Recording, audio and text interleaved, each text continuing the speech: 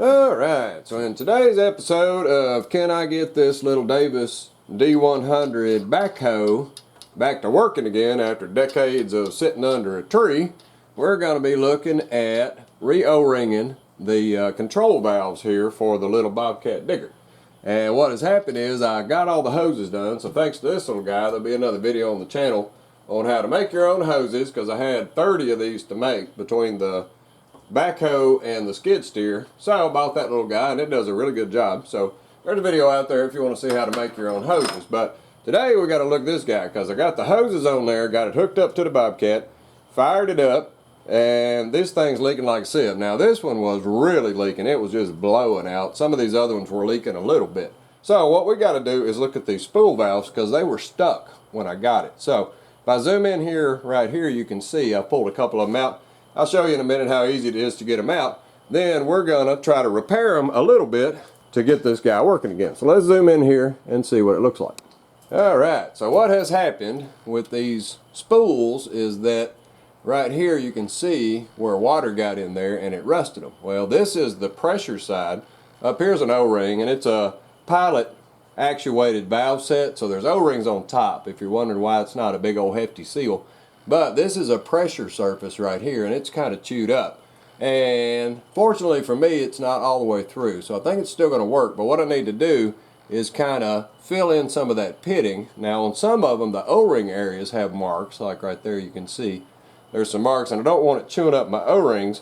So I'm going to go in here, and we're going to fill those guys up with some JB weld, because there's not much else you can do. You can't weld on these things because it'll warp them. Can't get them that hot. You could try to solder it, but it's really hard to get the solder to stick and make a good surface. So I figure what little I'm going to use this guy, we'll just JB weld it up, and then we'll be in good shape. If it starts leaking really, really bad, I can start looking for one of these. But this is a Cessna, and I don't even think they make them anymore, but they were used on tons of this stuff back 40 and 50 years ago. So let's get set up, see what it takes to resurface some of these spool valves and get them back going. But first, I'll show how to take them off, because it's super simple. Alright, so to get the spool valves out of this old school Cessna control valve body block here, what we need to do is actually just squeeze down on it. And so right there, I just want to clamp down on the head of it and then compress it, because there's an E-clip over on this side. So it's super simple. All you got to do is pry that E-clip out, and then you just want to make sure your springs don't go flying. So let's get our E-clip popped out of there like that. So we'll just take the E-clip off. Then you can release this guy and hold on to your springs. And they probably won't go anywhere, but there you go. So now we could push the spool out, but we don't want our springs flying everywhere. So let's get us a zip tie and get him out of the way. And now we can reach in here and we can zip tie this spring set so we don't lose everything. So we just want to stick a zip tie right down in there. And the spring's not very strong. And so we just want to tighten up the spring, tighten up the zip tie like that, and it gives us something to pull on. So we just grab the spring, pop it out. So then your spring stays together. It's got the little keeper. This is the other end. So we got it. So that's all it is to it to get them out. Now we can pull the spool out. So just as simple as that, we slide the spool. Now it's going to hit on the O-ring as you try to pull it. So you just got to wiggle it a little bit or get something in the hole there. And you pull it and you can pull the spool out. So as you can see, for that one as well, it's got some damage to it. One thing to note though, you'll see these zip ties. I got colored zip ties on each one. You don't want to mix these guys up. They actually have little numbers on the ends of them, and I'm assuming they were matched to each little valve body. So I got them all indicated here with colors, that way I don't mix them up. So that's the gray one, goes with a gray one, orange with orange. Alright, so we got our spool loose. Now what we got to do is get it cleaned up a little bit. So let's scoot over to the lathe, and we're going to clean this little guy up. We don't really need a lathe, but it's really handy if you have one. So we're going to clean this guy up, and then we're going to repair him a little bit with some JB weld. Alright, so over to the little lathe, and like I say, you don't really need a lathe for this. You could chuck it up in a drill press if you wanted to, but You just got to chuck it up in there, and I'm gripping it down here. I'm not gripping it on that surface right there because I don't really care if it spins straight because I'm not going to be doing any lathe stuff on it. So we'll tighten down on that and just make sure it spins reasonably straight. Now, armed with some green Scotch-Brite, what we need to do is just come in here and see what all's on there. Now, these are hardened surfaces, so you're not going to hurt them. Just rubbing on them with the Scotch-Brite a little bit, and you'll see even with the JB weld, it's not going to hurt it to rub on it with a file because these are case hardened surfaces. So all we want to do is just go in here and clean it up a little bit, and we're going to see how bad they are and how big they are scored. Alright, so if we zoom down here, we can see the surfaces of this, and this one actually doesn't look too bad compared to the first one that I looked at, the one that was missing the O-ring, probably because it got a bunch of water in it without the O-ring on it. But there's a little mark there, I'm not too concerned about that. But right up here, if you can see it, there's quite a bit, and I can catch my nail in it, so I really need to get that sealed up. That's right, getting close to where the O-ring goes, and I don't want it chewing up my O-ring. And I'd like to get as good of a seal as possible. Right there you can see the O-ring marks, so I got to fill those up as well so they won't eat up my O-ring. Now, I'm not going to swap with regular O-rings. I'm going to use actually what's called an X-ring. It has two surfaces. It looks like a little X. So that's going to help us some. We'll get a better seal out of that. We'll show that once those come in from the mail. They're on order. But we got to get that stuff straightened up. So what we're going to use is some JB weld. And so what I got is just the old steel, regular old stuff, the original formula for the JB weld. Now it's not a permanent fix, but you can't really heat this thing up because you're going to warp it. So it's not like you could TIG it, put it back together, and they're sized for the bore of the valve over there. So we don't want to mess around with this thing too much. Now I could try to solder it, but it's got all kinds of oil in it and it's all rusty and they're really small pits. So it's going to be really hard to get those clean. So I don't think that soldering it is going to fix it. So we're just going to put some JB weld on it. And like I say, this one's not too bad.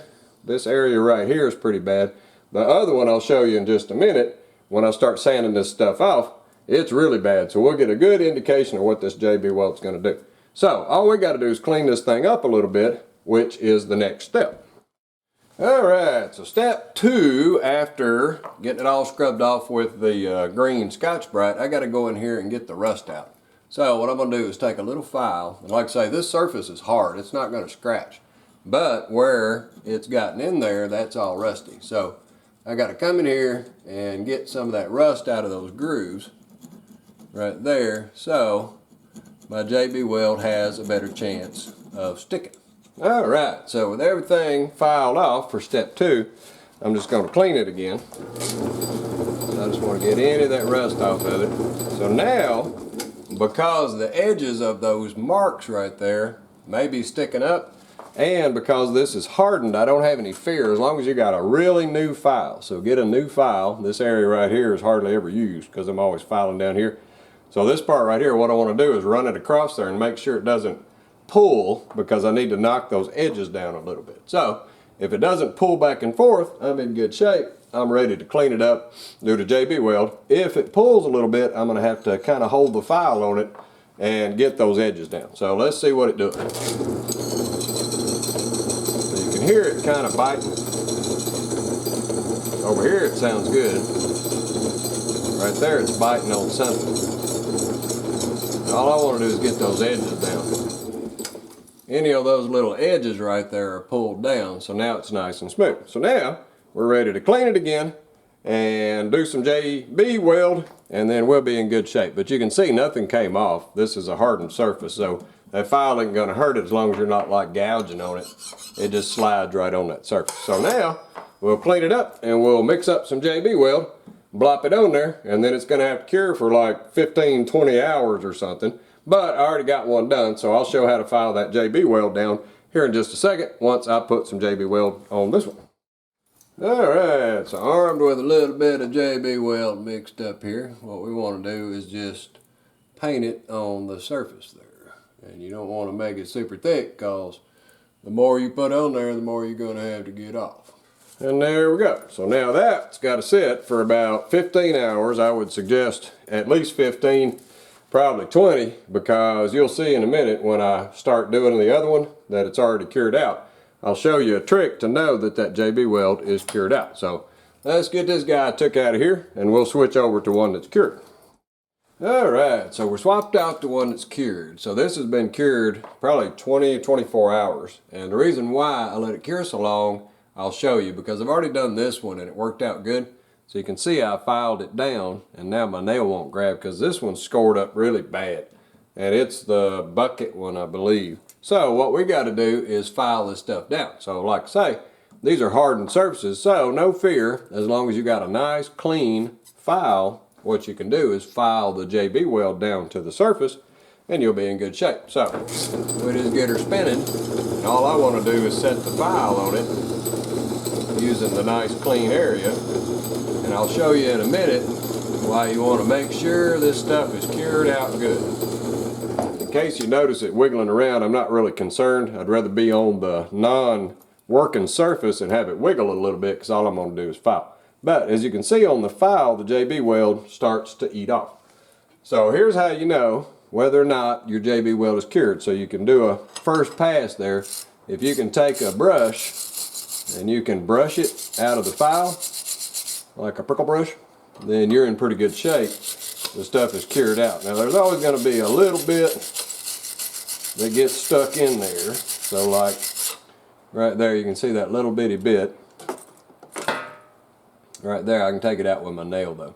So what you want to do is file for a little bit and then clean the file and then file again, and we're going to work our way down till we're flush with the surface, because it's a hardened surface and the file's not going to hurt it. So all we got to do is keep doing that over and over and over, and then clean our file each time we do a little bit, make sure it's clean, and then do it again. Alright, so after a few minutes of sanding with the file there, what you end up with is a nice flat surface that's all filled up with the JB weld in the groove. So what you're looking for is, when you spin it, you don't want it to grab the file at all. That means the JB weld surface is level with the hardened surface. So now everybody scoots along. Before it would jerk, jerk, jerk, jerk, jerk. And now you can see it's as smooth as can be. So we're all done up on that one. Now we are good to go for that spool, and as you can see, if I zoom in there, this one was in pretty bad shape. So let me zoom in there so you can see it.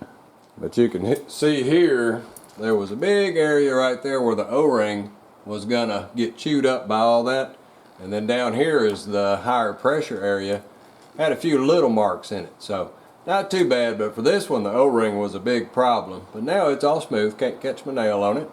And we're in good shape, and like I say, it's low pressure, so not too many worries about the JB weld getting ripped out of there for the pilot type. So we'll be back once we get all these done and we get our X-rings into mate. Alright, well, their spool's all cleaned up now, all the way across. Now it's time to replace out some O-rings. So here is an O-ring. If you can see that, it's a regular O-ring. Well, what I'm replacing it out with is what's called a quad seal, or an X-ring, because it's got two surfaces to seal on that's going to help me with my chewed up little spools right there on the ends for the O-ring. So help me seal a little bit better as it crosses some of those areas that I JB welded up. So now all we got to do is push these little guys back, and then we're just going to reach in there with something really pointy. Need to sharpen up an old screwdriver or something, and we get in there and we poke that O-ring and pick up on it, and we slip the O-ring out. So out comes the old O-ring right there. So we just got to go through here and replace those out. But there's a little bit of a trick, especially with these X-rings or quad seals right here, is that they like to curl over.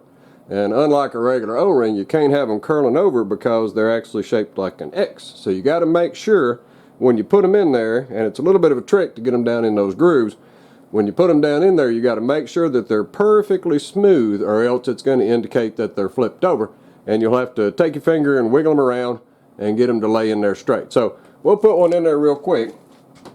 Another thing that helps is right here, you can see on this spool, I'll do that one. But right here on the end of the spool, what I did is took a piece of rubber tubing that is a little bit bigger than the end of it, but it's small enough to go up in there. What I'm going to do is push that right up to the edge of the groove. That way there's something, when I put this in there, there's something to push against so it doesn't just flick up inside of there. Alright, so we're zoomed in real close and you can see my little X-ring I got to put in there. And I got my piece of tubing on the end of that, or you could just use like electrical tape or something, but that little tubing works pretty good. So I'm just going to line that up so it has a backer on it, and I'm going to try to fiddle this X-ring in there. So you'll see it is quite annoying, and they want to flip over even more so than O-rings do. So first off, you got to kind of get it in there. If you can see, probably can't see in the camera, but this side is good, this side is flipped. And so what I got to do is get my finger in there and kind of pull on it a little bit to get it to lay down in the groove, because you want it to be perfectly smooth and not have that bump right there. And there we go. So as you can see, now it's smooth all the way around right here. You just got to get that X in there. So now we're in good shape. And what we'll do is slide this guy in there like that. We'll take our little tube off and then slide him on through. Then we'll put our tube on the other side over there, and we'll do the very same thing, and we'll get the O-ring on the other side. So you can see now it's nice and tight. So that's what we got to do on both ends, top and bottom, with the two different sizes. And I can put a link to them if you're working on this specific Cessna valve body. I'll put the link to them, or you can measure yours. So we'll get all that done, then we'll get it installed, and we'll be back. Once we got it all installed, we'll fire the Bobcat up and make sure we're not leaking. Alright, so for the last step, getting the springs back on, it's really not that bad. All you got to do is push the spool back up, and then there's the cup that goes on top right there, and then we got the spring and a cup on the bottom, a little bit different cup, and the washer. But we had them all zip tied together, so we got a cutter zip tie. So let's get this cut off here. And what happened was the washer on the inside fell out, so it goes right in there on the inside. So all we got to do is get our spring back up in there. So we'll pull our spool all the way out, and then we're going to squash the spring and the two cups up in there.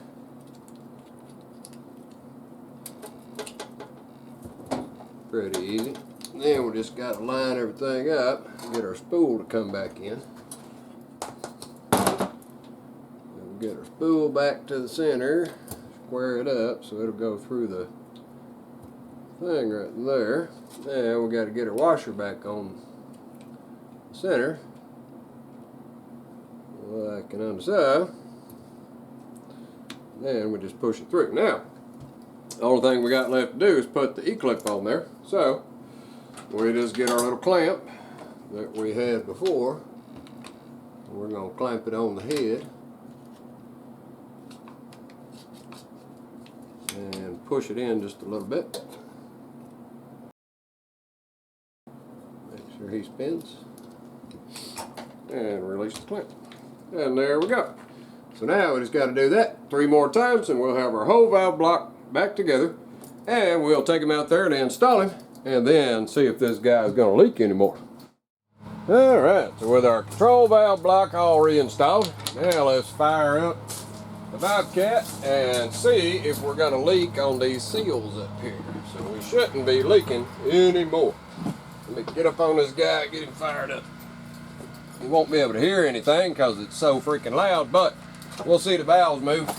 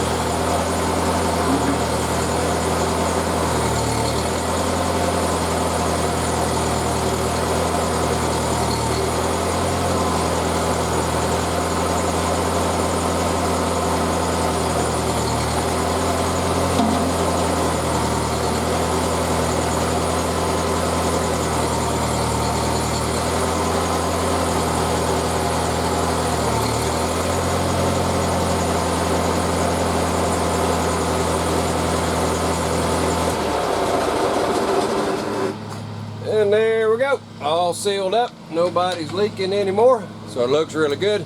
I do see a little leak right down here on this end block, so I'll probably got to pull the whole thing back off and replace some of the O-rings in between, but that's pretty easy. We'll pull it off, get the O-ring sizes, replace all them out, and we'll be good to go. But the hard part was getting all those little valves in there, the spools, to seal back up. So we're in good shape. Well, alrighty. Hope that helps someone, and thanks for watching.